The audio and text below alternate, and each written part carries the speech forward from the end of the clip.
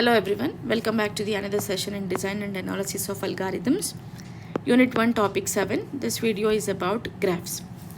Now let's see what is a graph. So graph is actually a data structure and it is a collection of nodes that have data and are connected to other nodes. We'll take some example to understand in better way. So I'm taking the real-time example, which is Facebook. Most of us are having some idea about the Facebook, correct? On Facebook, everything is a node. The actions of Facebook is what? User can share a photo, album, event, or else a group, some page. We'll create some page, we'll comment something, we'll write a story, we'll share some video. Everything, the node which have a data is a graph. So that means if you take the example, it is a user, whatever relationship user is containing with other node, the other node is what? Now sharing some video, sharing some link. Now this is what the other node, because it is having a data, it is also having some data. If it is also having some data, and we used to call this is an edge. Edge is what? Relationship with the node. And all of Facebook is then a collection of these nodes and edges. This is because Facebook uses a graph data structure to store its data. More precisely, a graph is a data structure which is represented most of the time as V comma E, where G is equal to. That consists of a collection of vertices and a pair of edges. Now we'll see some examples. Before we see example, we'll see the general definition of a graph. A graph G consists of two sets, V and E. Set V is a finite, non-empty set of vertices. The set E is a set of pairs of vertex. And that the pair is called as V comma E. So most of the times we'll see many graphs, and the kind of graphs may be a directed graph, undirected graph, self loop or self edge graph, multi-graph, weighted graph, cyclic graph, or these are generally the form of graphs. Now we'll see one by one.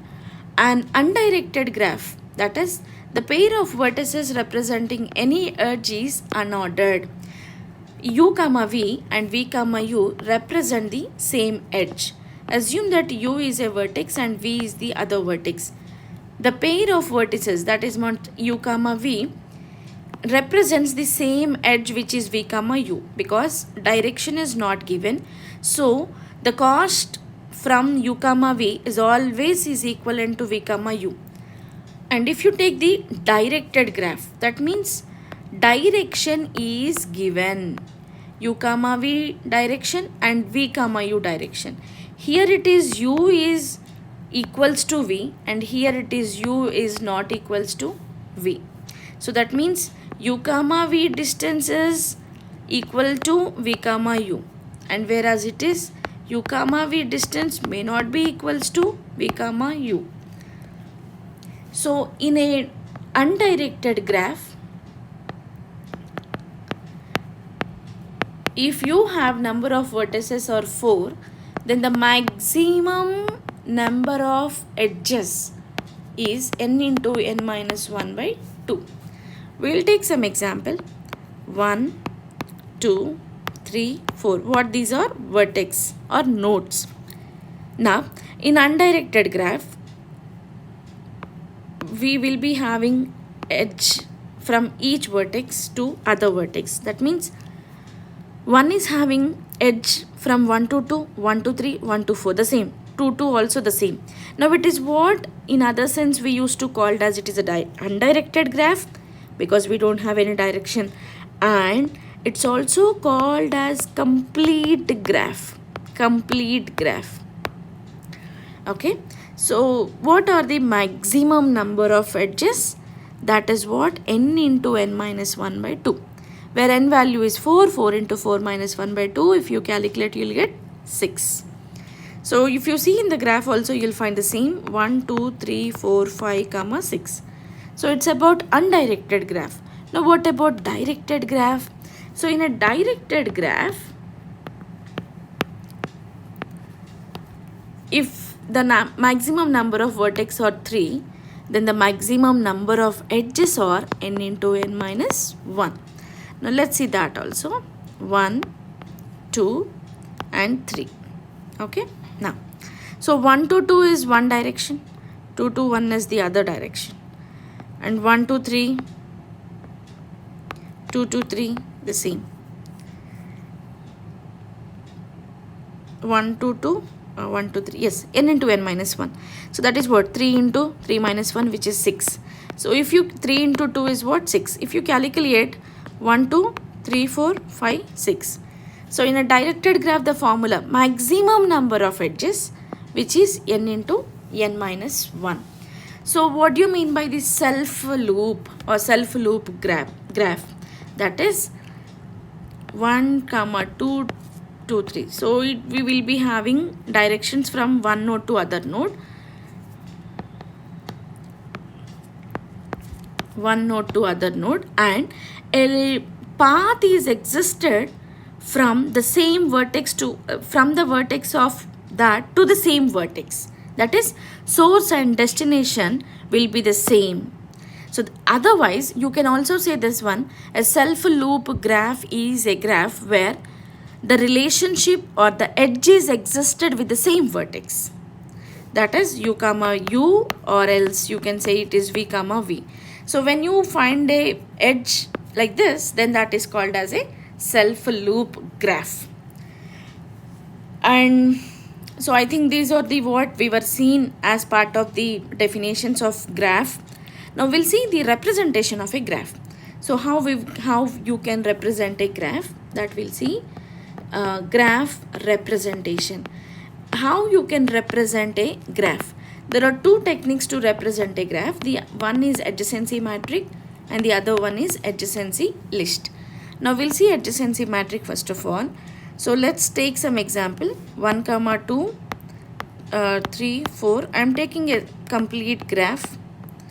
So now how I can represent this into matrix? As I found number of vertices are 4, now I'll take some 2 by 2 matrix. So that is what? 1, 2, 1, 2. So number of vertices are 4. So I have to take a 4 by 4 matrix. Right? Now let's see how we'll represent adjacency matrix. Now adjacency is what? We will be finding the other vertex which is having a relation. So 1 to 2, you have some adjacency, right? You have some edge from 1 to 2. That means it is representing 1. So this is what? It is a path which is existed from one vertex to two vertex. As you don't have any self loop, make it as a 0. This represents it is no edge or no relationship. Now, so let's finish the first vertex. 1 to 2 it is having an edge. 1 to 3 also it is having edge. 1 to 4 also it is having edge. Now the same thing will be applied for other vertex also. And if edges existed, you can mark it as 1. If it exists not existed, then you can mark it as 0. So as it is a completed graph and not self loop graph, you can see all paths from each vertex. And if you have a directed graph, so that in a direction graph we will be mentioning what is the cost from one vertex to other vertex. Let us assume that I have a directed graph something like this. Only this 10, 5, 8. Now what I will be doing? Only I am figuring out these three values into my adjacency matrix. That means 1 to 2 the cost is what? It is 10. So as I don't have any relation from 2 to 1, I'll make it as a 0. Yes. Now 1 to 3 it is 5. So where it is 1 to 3 it is 1 to 5. Now 3 to 1 no it will be 0. So like this you will be representing into adjacency matrix. And what do you mean by adjacency list? That we will take some linked list to store the data of the node. So assume that I am taking some undirected graph now. So my vertex 1 is having relation or is having a link with the other thing which is 2. Now it is having the third vertex. So we will be keeping all these nodes information into a list. That is what adjacency list, where this list is connected with that reference of the address. So this is about adjacency matrix and adjacency list. Now we'll see about graph traversal techniques.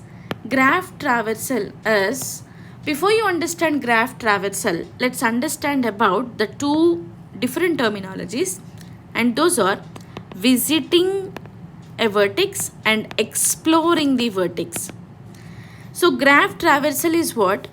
We will be visiting each vertex in the graph. That is what traversal technique. And you basically have two types of traversal techniques. The one is BFS, the other one is DFS. BFS stands for breadth first search, breadth wise. DFS stands for depth wise, depth first search. Now, either that may be breadth first or depth first, we will be doing these two tasks. That is what visiting each vertex. And once you visited this, we'll explore that. Exploring is what? Finding out the vertex which are connected to that vertex. That is what exploring. Now let's see some example how it will be. So I'm taking some example. 1, some 2, 2, 3, some 4. I'm taking some example. Right. Now, so how I can use BFS technique in this graph? So what is the first vertex? It doesn't mean that you have to always start with the vertex 1. You can pick any of the vertex to start the traversal. So I'm starting with 1. Now that means what? I visited this one. Once after I am at vertex 1, you can find out the exploring vertex, or you can explore the vertex 1. 1, 2, 3. You can explore that vertex 1. So 1 is having a relation with the 2. That is, edge is existed, right? Now 1 is don't have any relation with the 3. So you are at 2 now. So once you are at 2, now you found that 2 is having a relation with 1. So I'm not going to explore the vertex 1 from 2 because 1 is already visited. Now, so which vertex I have to explore now? From 2 to 4. So I'm writing here 4. Is there any other vertex which is explored from 2? 3. Now we will be writing 3. And this 4 comma 3 can be also written as 3 comma 4. You can take any of the version that you can write. If you started with 1, you can write 1, 2, 3 comma 4 or 1, 2, 4 comma 3. Anything is okay. Now we'll see what is DFS. 1, 2, 3, 4. This is also a graph. Now, in this graph, I am starting with vertex 1. Now, so after I am at vertex 1, we will be starting finding the exploring of vertex 1. So now 1 to 2. So after that 2 to 3. If you see some other vertex which is explored from 1, let's see, 1 is explored or 1 is having two different nodes. 1, 2, 1, 2, 5, 3 and some 4. If you see this thing, 1 is having two different nodes, right? But we will be going to 1. Later we will be going to 2, not to 5. If it is 5, then it would be become BFS, right?